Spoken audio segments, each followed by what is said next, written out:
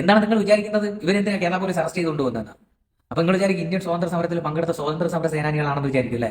എന്നാ ഒരു സമരത്തിൽ തന്നെ പങ്കെടുത്തു, പക്ഷെ സ്വതന്ത്ര സമര സേനാനികളൊന്നും അല്ല കേട്ടോ. നല്ല ഒന്നാം തരം അക്രമകാരികളായിരുന്നു. ഏത് നമ്മളെ ഷോഫിക്ക് അവിടെ പേരമ്പറയിൽ ഇറക്കിയ ടീമാണ്. പോലീസുകാർക്കെതിരെ സ്ഫോടക വസ്തു എറിഞ്ഞതിന്റെ പേരിൽ ഈ 5 മുസ്ലിം ലീഗ് പ്രവർത്തകരെ നേരിട്ട് സ്വർഗത്തിൽ പോകുന്ന ടീമിനെ അറസ്റ്റ് ചെയ്ത് കൊണ്ടുപോവാണ്.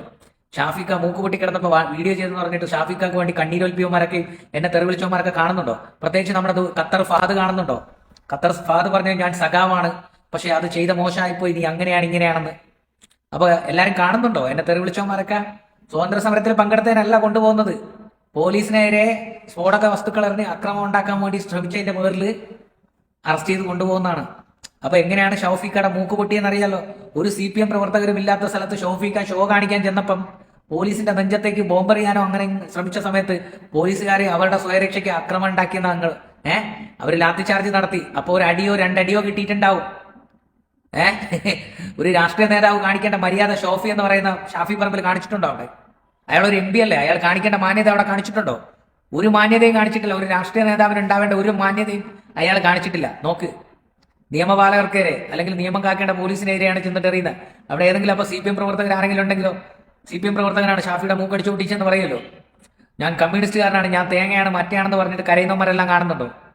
പിന്നെ പറയുന്ന ട്രോള് വീഡിയോ ചെയ്തത് ശരിയായില്ലെന്നാ ഫാദ് പറഞ്ഞത്. ഫാദിന്റെ അക്കൗണ്ടിൽ മൊത്തം കിടക്കുന്ന ജാസിന്റെ വീഡിയോ. ജാസിന്റെ വീഡിയോ മാത്രമേ ഉള്ളൂ.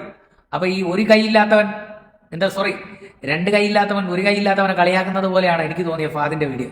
ഒന്നും പറയാതെ വയ്യ. പിന്നെ ഒരു കാര്യമുണ്ട്, ഈ എല്ലാവർക്കും ഉള്ള ഇതാണ്, ഞാൻ കമ്മ്യൂണിസ്റ്റുകാരനാണ്.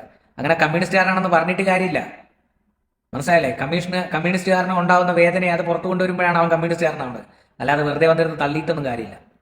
അപ്പൊ എനിക്ക് തെറിവിളിച്ചവന്മാരൊക്കെ കാണുന്നുണ്ടല്ലോ സ്വാതന്ത്ര്യ സമരത്തിൽ പങ്കെടുത്ത് കൊണ്ടുപോകുന്നത്. ആരാ? നല്ല 5 മൂരിക്കുട്ടികളെ.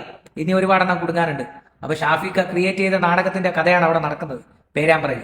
എന്തിനാണ് ഷാഫിക്ക നാടകം ക്രിയേറ്റ് ചെയ്തത്? നമ്മളെ കോഴീനെ വീണ്ടും സജീവ രാഷ്ട്രീയത്തിലേക്ക് ഇറക്കാൻ വേണ്ടിയിട്ട്. യൂത്ത് കോൺഗ്രസും പിരിച്ച പൈസ മുങ്ങിപ്പോയി, അതിനി ആരും ചോദിക്കാതിരിക്കാൻ വേണ്ടിയിട്ട്. പാലാരിവട്ടം പാലത്തിന്റെ കമ്പിയില്ലാത്ത പാലം പോലെയാണ് ഇപ്പൊ ഷാഫിക്കാന്റെ മൂക്ക്.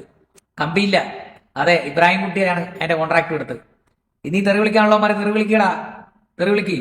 സത്യസന്ധമായിട്ട് കാര്യം പറയുമ്പോൾ നിനക്കൊക്കെ തെറിവിളിക്കാനേ അറിയാവും. ഉമ്മാക്കും പാപ്പാക്കും മക്കൾക്കും എല്ലാവർക്കും.